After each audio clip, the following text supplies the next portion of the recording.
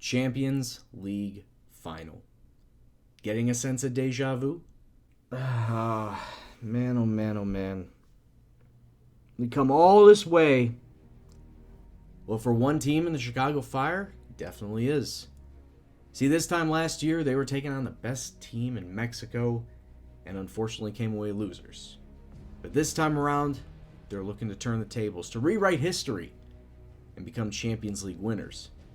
It's been 19 years since the MLS has put forth a CONCACAF Champions League winning team. But guaranteed this time around, we're going to get one. See, Chicago Fire's opponents, they're not from Mexico. They're not from Belize. They're not from Puerto Rico. They're not from Costa Rica. No, their opponents today are from the United States.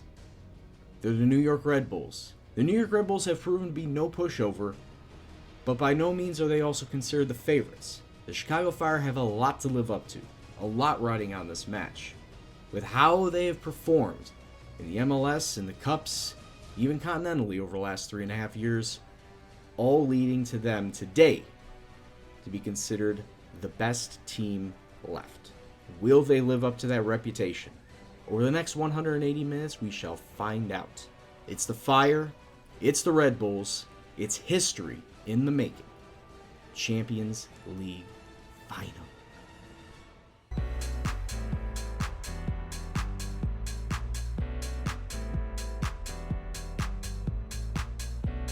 What's up, peoples? It's Gendo here, and for the final time, welcome back to another edition of the Great Chicago Fire Champions League Final. The three most sacred words in all of football, and we're going to be doing that here today versus the New York Red Bulls. It's a historical all-MLS Champions League Final. It's never happened before, and obviously, the winner will become the first MLS team to win the Champions League since 2000. So it's been a long dry spell for the MLS, and finally we're going to break that today, whether it's us or whether it's New York Red Bulls. Obviously, hopefully it's us, but of course we got to play it out. On paper, we are the favorites.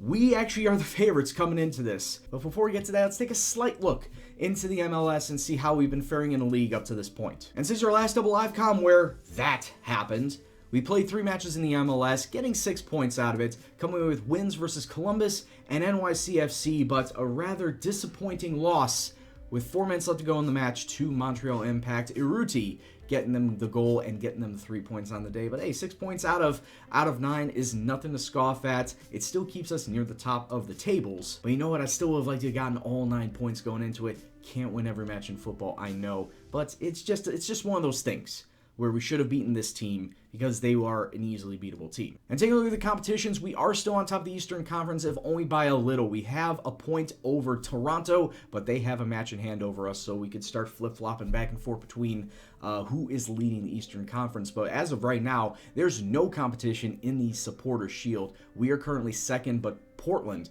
2 points ahead of us, but they have 2 matches in hand. Absolutely amazing. They can jump out to an 8-point lead before all is said and done. See, but that's not what you came here for. You came to see this. New York versus Chicago. Forget about the MLS.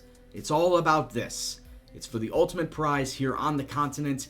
And as you can see, New York Red Bulls are going to be coming out in a 4-2-3-1. Of course they are. They're trying to look to push the advantage. We're going to stay with our 4-3-3 with the 2 wingers. And I'm going to have to make a little bit of change. No, actually, I think we're fine with this lineup going forward. So as it stands, we're going to use Johnson in net. Ramos, Kapelhoff, Opara, and Vincent along the back line. Pizdrowski is going to be sitting in the defensive mid because, well, Belkebla is suspended. Belushi also suspended. Emery and Garcia still injured. So, yeah, Pizdrowski's getting the start today, defensive mid. Disgrud, Hurtado in the center mid spots. A common Melito out on the wings. Christian Ramirez sitting up top. This is a squad, as we've said before, this is a squad that has proven victorious.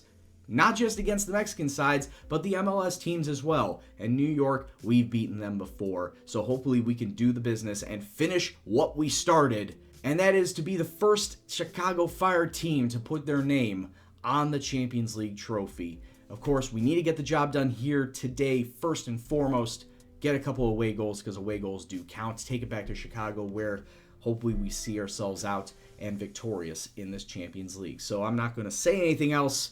Let's get to the match. Let's kick off. See what happens. And even though it's not, quote unquote, the hardest team that we're going to be facing in this Champions League, I'm still a little nervous because it's the final.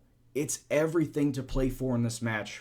Anything we do is going to be scrutinized. It's going to be under a microscope. So we got to do extremely well. And what we're doing right here is very nice. Ramos crosses it into David Accam just on the outside. I think the goalkeeper got a hand to that. Yeah, pretty much the entirety of these last 3.5 seasons have led to this point, sticking with a formation that has proven effective against not just the MLS, but Mexico, and using players that fit their roles almost to a T to make it perfect, or very much almost perfect. Sir, some of the strikers don't usually play trequartista or false nine when I had it at the very beginning. Some of the defensive backs, they don't play wing back or even complete wing back as Ramos is, but just because of some of their stats, like the pace that Ramos has, they slot in directly and they start to train themselves into that position. So far, it has not been a good game for us. New York Red Bulls looking very, very good. Very, very strong in the attack.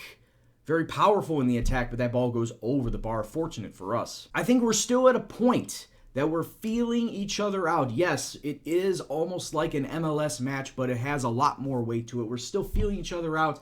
We have had more possession. New York Red Bulls have had more shots, but everyone knows and understands that one false move could lead to something catastrophic. So that's why I think everyone's just playing rather defensive or very pensive in their attacks as we come into halftime. I mean, there really isn't much else I could say. Just keep it going out there. We've had more of the ball, and obviously more possession will eventually lead to more shots.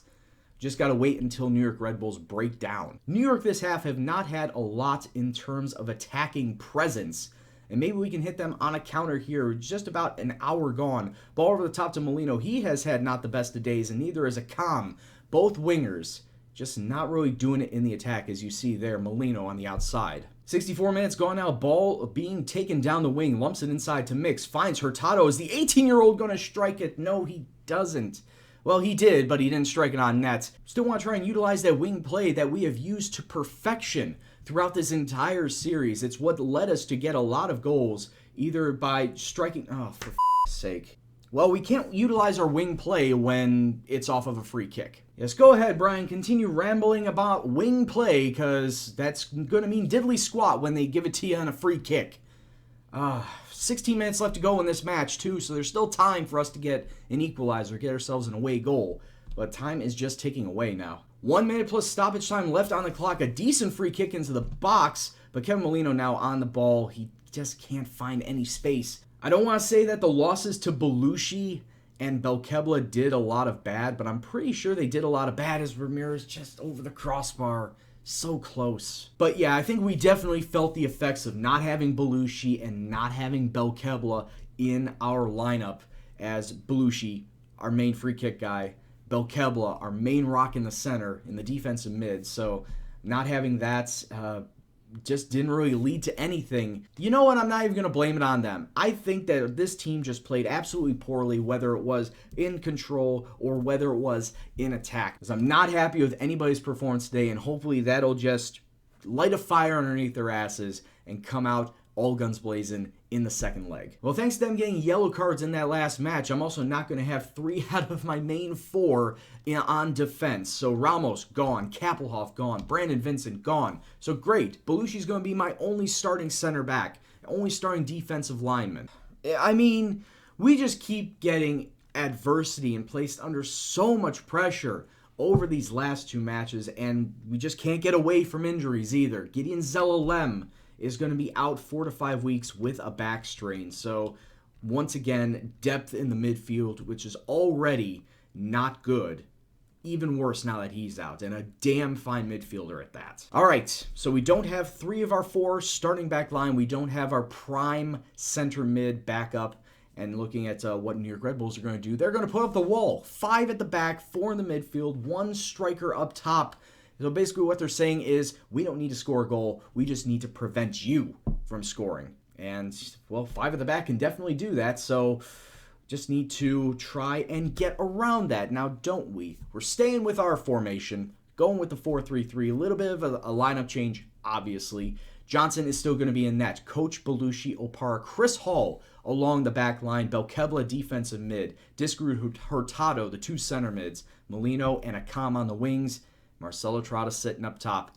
Just need 2. Hell, we even just need 1 if we want to get this to extra time. But we need to channel a lot of heart and a lot of strength and a lot of willpower to come back from this deficit. We've done it before. We could do it again. It's New York Red Bulls. It's a team we've beaten several times before. Let's go out there and beat them again. If you weren't nervous in the first match, definitely nervous in the second match.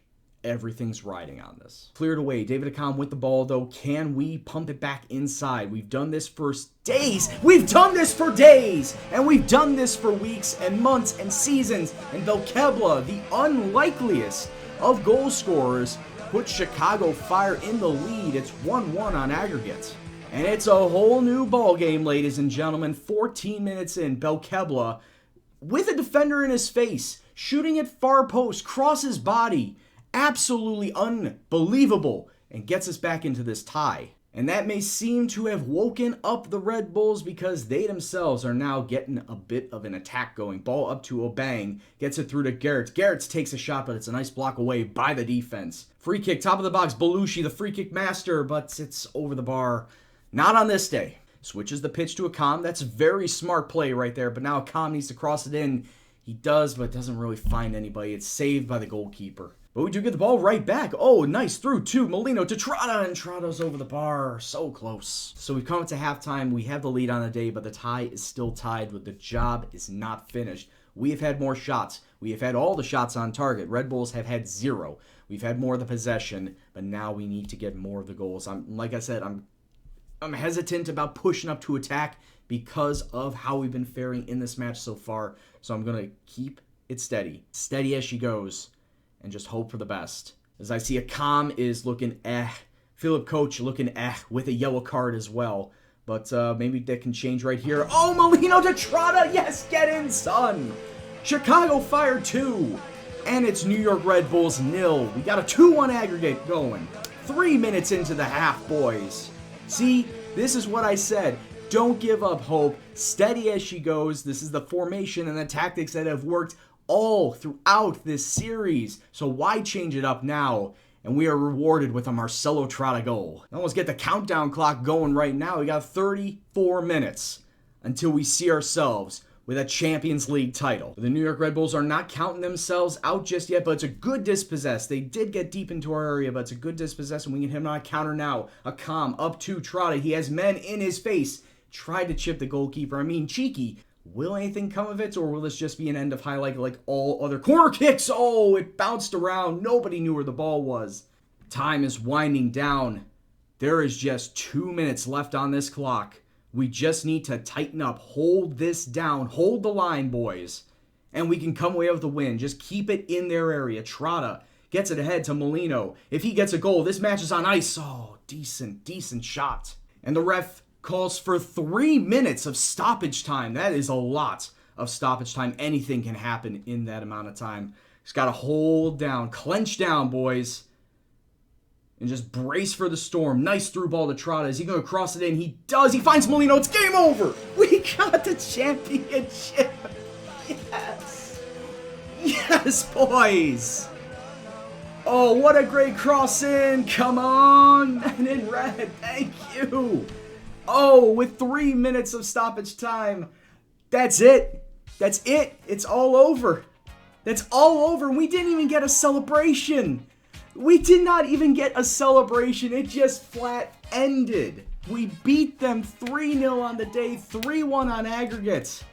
And it's just going to be passionate. I'm very, very happy. We don't even get the celebration. I'm surprised that it just went away. It's like the game said, okay, you won the Champions League. Just get out of my sight.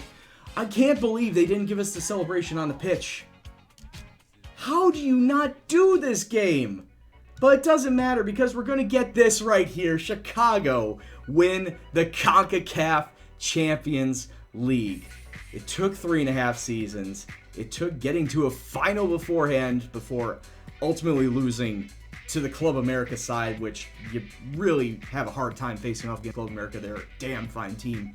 overcoming a man down against Pachuca to get ourselves into this final to begin with, and then once again facing adversity in the first leg, losing 1-0 to Red Bulls, only to come back and win 3-0 at home at the Fortress. As I said before, Toyota Park has been a fortress for us. We rarely lose there, and we prove it once again today by getting a 3-0 win and getting the first ever Champions League for the Chicago Fire and the first Champions League for the MLS since 2000. What a great accomplishment. Absolutely stoked, boys. Oh, and already, I'm in the Hall of Fame. I've already been placed in the Hall of Fame. Winning the Champions League is just going to boost my name up even further. On the lips. Look at that. Board delighted to have won the Champions League this season. Look at this. Molino, the talisman, once again, man of the match. He could do in the Cup.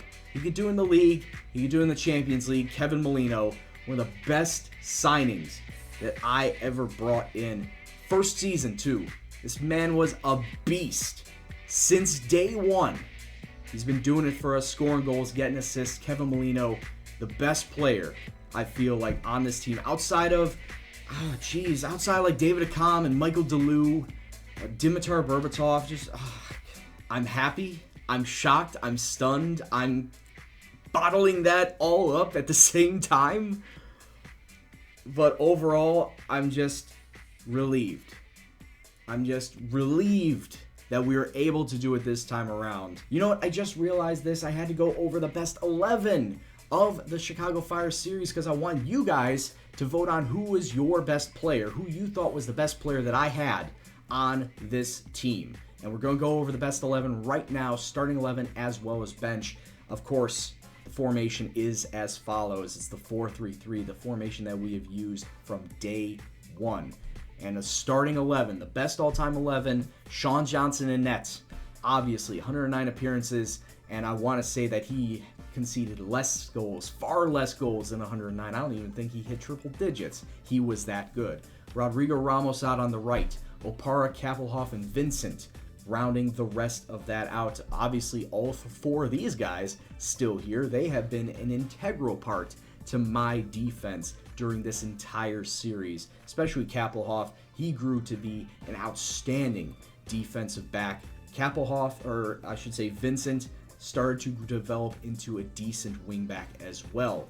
Pedro Ferreira, the loanee from Sporting, out there in Portugal, getting himself 66 appearances. He got 9 goals. He surprisingly got 9 goals in the defensive mid spot. Not bad. Also, with 66 appearances this series, Razvan Kokish, who we eventually sold off to a Costa Rican team. I forget the name as it is right now, but Razvan, for how old he was at the start, he was 33 years old and still was able to put in some decent work for the team for his 2.5 seasons that we had him. 9 goals on his side as well, 7.28 average rating. Mixed Diskerud is his center mid mate. And of course, we brought him in at the very start of the series, 103 appearances, 7 goals, 7.11 average rating. Hell, 3 people that we had brought in right before the original start date.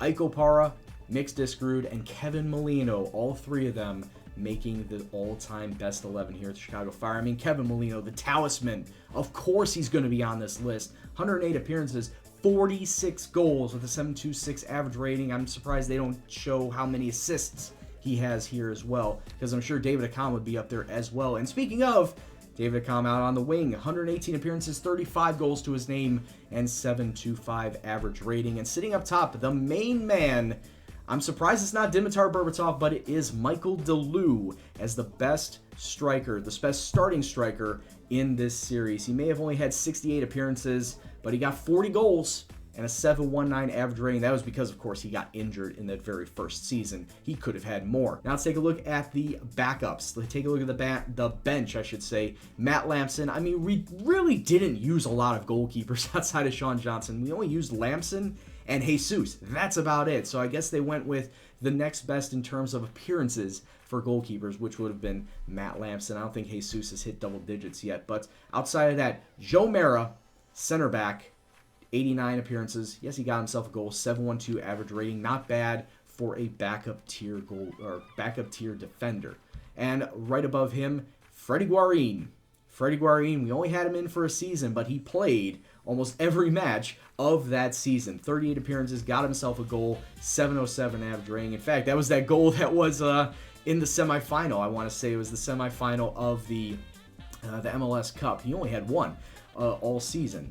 Dimitar Berbatov, we have him for 2 seasons, 53 appearances, 26 goals, 711 average rating. Not bad whatsoever for a striker that really was a panic buy because Delu went down with an injury just 2 matches into that first season. And I was like, oh my God, I'm not going to use a Com. I'm not going to use Soloniak. They're wingers. They're not out-and-out strikers.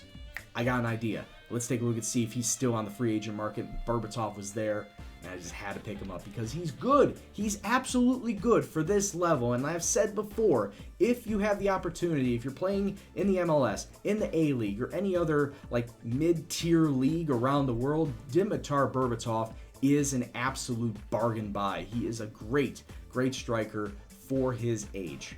Obviously, backups at best. Soloniak, just made mention to him. Got himself 13 goals in 41 appearances. Not bad. Chris Hull, himself a rookie behind Brandon Vincent, making a presence felt once Brandon Vincent got injured or suspended, and shows that he is himself a decent left back backup. 41 appearances of his own. He did get 4 goals, 709 average rating. That's all I care about, his defensive work. And then Arturo Alvarez, the right wing that we had at the very start of the season, had him for 2 seasons. He only played 39 matches, did get himself 6 goals. Not that best in the average rating, but he wasn't going to be a starter. He just proved to be a very solid backup for us. And that's where the game considers the best 11 in this Chicago Fire series. Please let me know in the comment box below who you thought was your favorite player in this best 11. It could be someone from this list. It could be someone else that didn't even show up.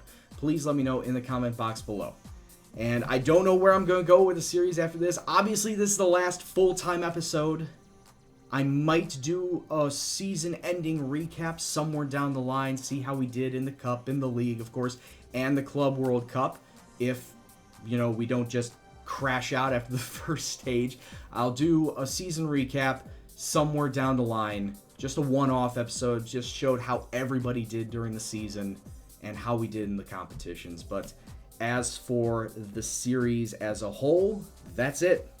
That's the end, and I'd like to thank you all very much for joining me on this journey. It wasn't meant to be a long journey to begin with. I had set out for it to only be 3 to 4 seasons. This was going to be the last episode regardless if we won or lost. And honestly, I just wanted to go out and make an educational, informational MLS save, and I feel like I did that. If any of you guys have learned more about the MLS or have started up an MLS save because of my series, please let me know in the comments, because I feel like if I had at least gotten one of you guys to take on MLS save just based off of this series, then I would consider that mission accomplished. So once again, guys, I would like to thank you very much for watching this series. If you liked what you saw, please go and drop it a like. It lets me know that you were absolutely interested in the series. If you stuck with me this far, I would assume you were interested in the series.